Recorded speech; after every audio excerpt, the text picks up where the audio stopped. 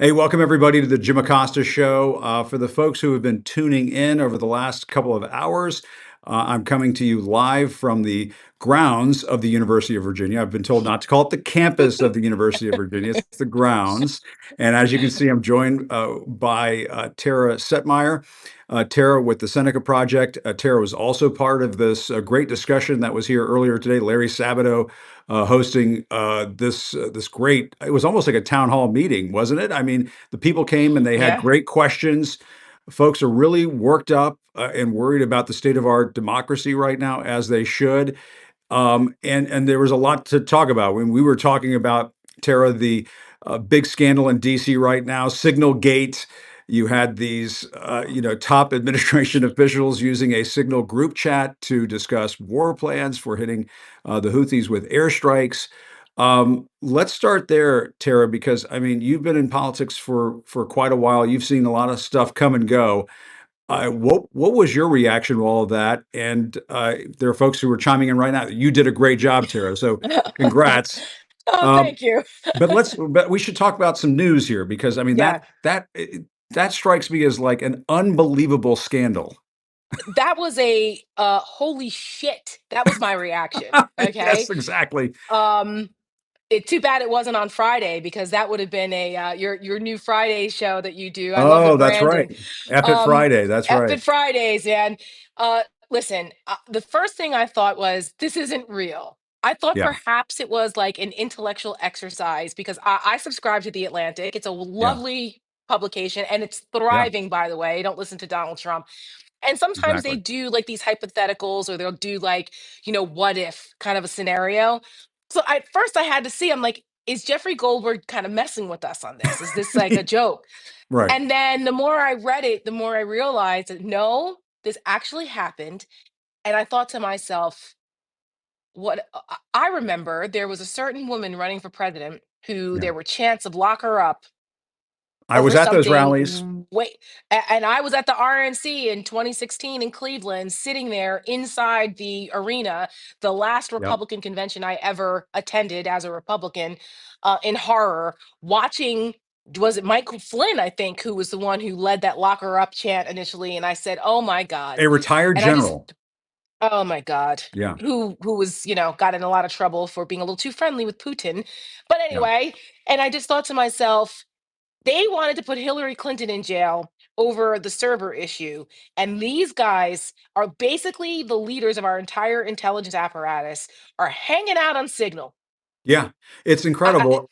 And apparently they've been trying to, excuse this as, "Oh, well, there wasn't classified information shared." Baloney. I'm right. sorry, Jeffrey Goldberg has already said that that is not the case. You have Republican leaders like Mike Johnson trying to say, "Oh, it's not that big of a deal," and they immediately jumped into damage control mode over on Fox to say, "Oh, the Democrats, the resistance folks, they're trying to make a mountain out of a molehill here." It's all bullshit. I mean, it's absolute bullshit. This was a Yes. massive security breach, a huge Yes. security breach. I've never heard of anything like this happening before. Because no one has ever been in Yeah, positions of power like this who were this incompetent and this yeah, reckless. yeah, This is what happens when you put incompetent people who are like a Fox News commentator cosplaying as the Secretary of Defense. Like, this is outrageous. And people should be as horrified and outraged as we are, and as the way it's been covered, which I'm glad to see that in the media that they're, except for the right wing. And even yeah. some people at Fox were stunned That's because true. contrary to what a lot of people realize or what they think, there are people at Fox who know better and they just go along for the paycheck because they want to be on TV and be cool in those circles. But Yeah, underneath, they know. They know. Just like they were the first people to get vaccinated back during COVID, but yet they were telling other people that, oh, this isn't the right thing to do. But guess what? Fox yeah, News, it was required. So there's a lot of hypocrisy over there. But when it comes to foreign policy, yeah, there are some things there. There are still some foreign policy hawks that totally get why this is terrible. yeah, So I mean, yes, we all love Signal for our own personal interactions, and it's encrypted to a certain level, but it is not. anywhere near equipped to handle foreign actors who are professional hackers that That's can get right. into the system. They will break into Signal like that. And to Yep. put our whole into Intel business on a Signal chat like they're planning a bachelor party in Vegas Yeah. is so irresponsible. It's hard to put into words. It is incredibly damaging to our national security. People You're would be in absolutely jail for this if they did this in any other administration. That well, and they were calling. I mean, a lot of folks have been showing clips of Marco Rubio, Pete Hegseth during the 2016 campaign, essentially echoing those Republican talking points and saying, Yep. Hillary Clinton, you might want to watch out. You might want to get ready for your orange jumpsuit because of what you did with your emails. And Hmm. now they are on the shoe is very much on the other foot because they're the ones who are Hmm. in this text thread, chatting like a bunch of college kids talking about March Madness or something. It's absolutely unbelievable. And I was talking to a former Biden administration official who was in the national security community and said, you have to assume that your cell phone, if you're in these kinds of positions, has already been hacked by the Chinese, may have already been hacked by the Russians, and that they're monitoring these communications as we speak. So you could be on Signal, but they may have a mechanism that's already been installed, some malware that's been installed on your phone that gives the Chinese, gives intelligence people around the world the ability to see what you're doing, even on things like Yes. Signal. Yes, 100%. I Yeah, mean, when I was a congressional staffer, we used to travel on staff delegations, and certain countries, you could not take your phone with you. We that's had right. we had like government issued Blackberries and things like that. I was on a staff trip to Taiwan, Yeah, and we could not bring our government issued phones, or we'd have to take the SIM cards out back in the day, Blackberry, right? I'm yeah, dating myself. But it was like there were very specific protocols because of that. Like yeah. last time I checked, we have a lot of foreign adversaries that want to break into our shit and find out what's going on. That's what they do. They don't even really need to do that anymore because it's so out in the open. It's out Yeah. in the open now. Wasn't it? And you could I think you remember this, Jim, during the first term, wasn't Donald Trump using his own personal phone to communicate? He was, and that was, they were all freaked out about that because they were worried that something was going to take place. So they have known for some time that this is a security issue. That is why you Yes. have the Situation Room. That's why you have skiffs. That's why Olivia Troy was talking about this on my show yesterday. That's why they have classified phones that they can Yes. take home and have the ability in an emergency to have secure communications. The other thing we should mention is that there was a hearing over in the Senate today on the Intelligence Committee side. They Yeah. had Tulsi Gabbard there, the DNI. She was asked whether or not she was on this text thread. There was a TG initials on the text thread. She would not admit that she was on this, and it's almost, you want to laugh because of the Right. buffoonery, the clownishness, and so on, but this is deadly serious. And this is why folks like you, Tara, were saying Tulsi Gabbard not qualified, Pete Hegseth not qualified, et cetera, et cetera. That's correct. This is what Yeah. happens when you put people who are not only unqualified, but just incompetent. Yeah. The level of incompetence. I mean, this would never happen with adults in the room. Yeah. Like and anyone who ever says that, well, there's guardrails, that shit is blown through because that argument does not hold water. There Yeah. are no adults in the room. When Pete Hegseth says that this chat has OPSEC, are you serious? You don't even know who's on the chat? How do you have operational security and you don't even know who's on the chat? Yeah. That's insane. Where are the people around you? Yeah. Some of the lower level folks that kind of know this stuff are there to make sure the principal doesn't do things like this. Because sometimes, Yeah. you're in a new job, you make a mistake. Okay. This is kind of a big one. But where are those people? Where Yeah. are their where are I their mean, managers? Like where I are those people? these guys could have been on in the drive-through at Chick-fil-A, you know, getting their combo, and meanwhile they're texting about airstrikes on the Houthis.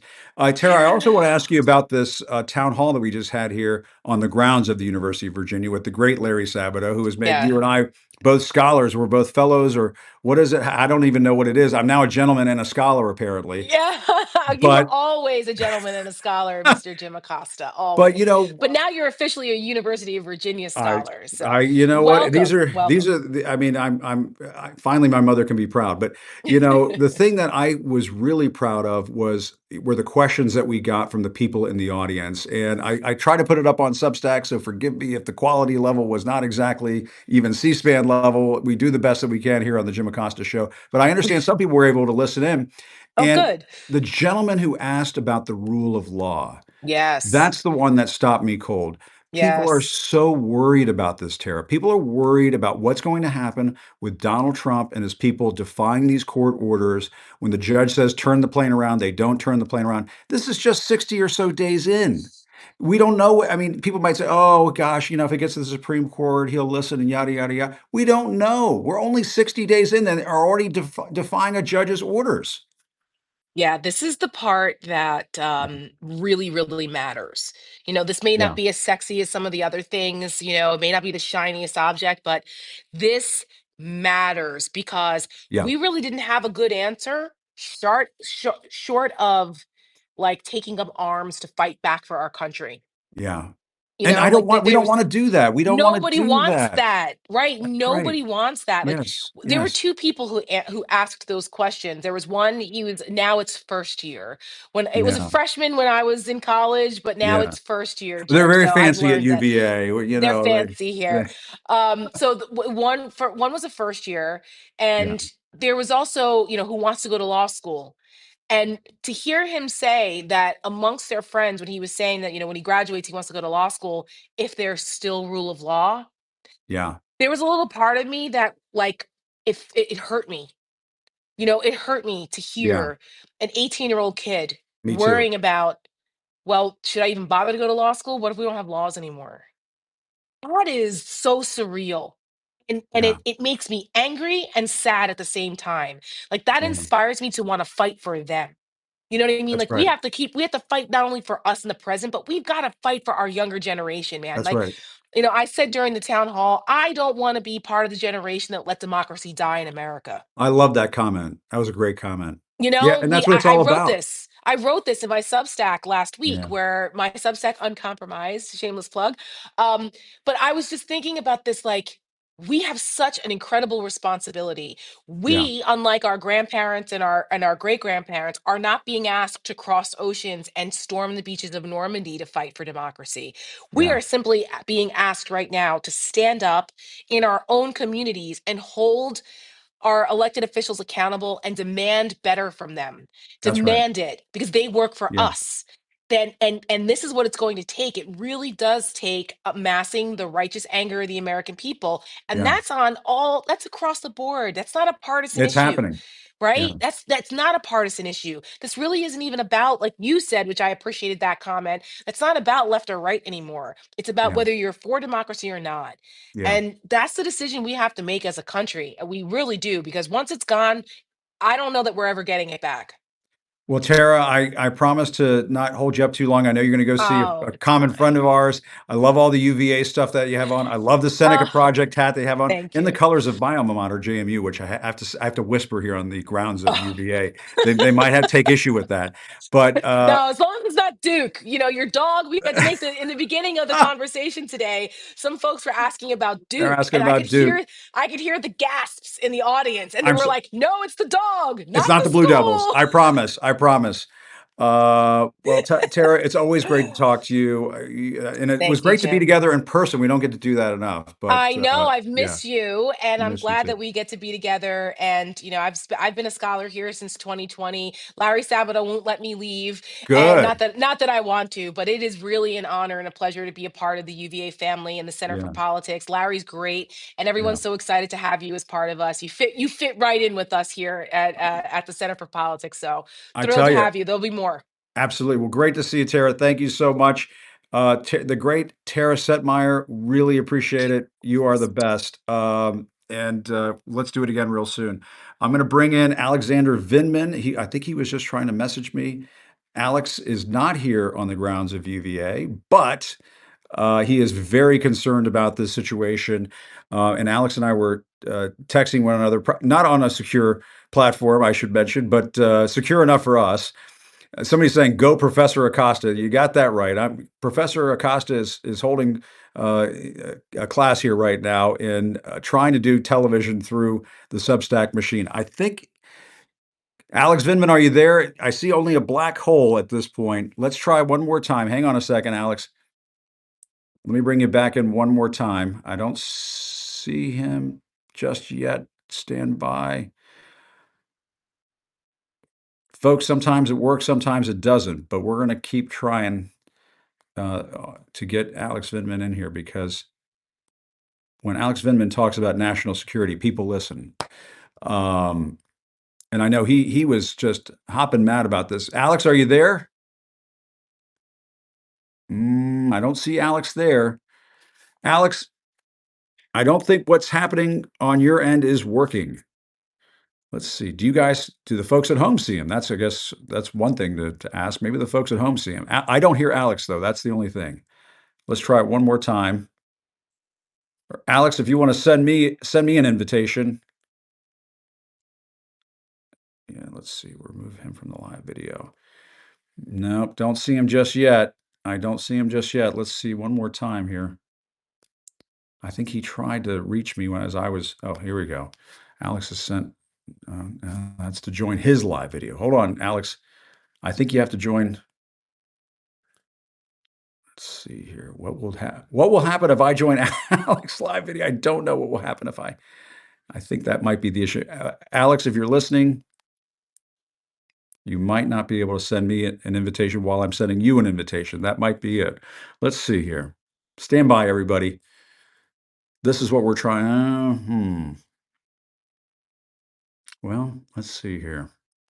Sometimes it's not a Signal chat. It's not as simple as a Signal chat. It's not a text thread on Signal. So let's see. I don't see him there, though. All right, Alex, if you can hear me, you send me your invitation, and I'll see if it works. We'll see if it works. And if it just completely crashes, everybody forgive us.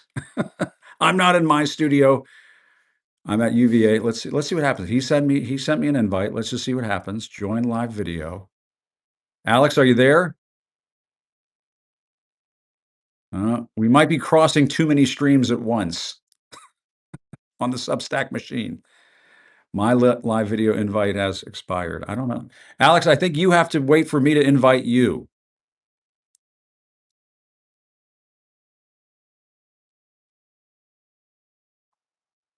Let's see here. That didn't work. Well, folks, you know what we might, let's just try this. I think somebody just said yes, it paused your live video. I think that's exactly what happened there. Yeah, tech support on line one, somebody is saying. I don't think it's happening. All right, we're going to end this broadcast. I'm going to try to get Alex. We'll do another broadcast with Alex. Stand by.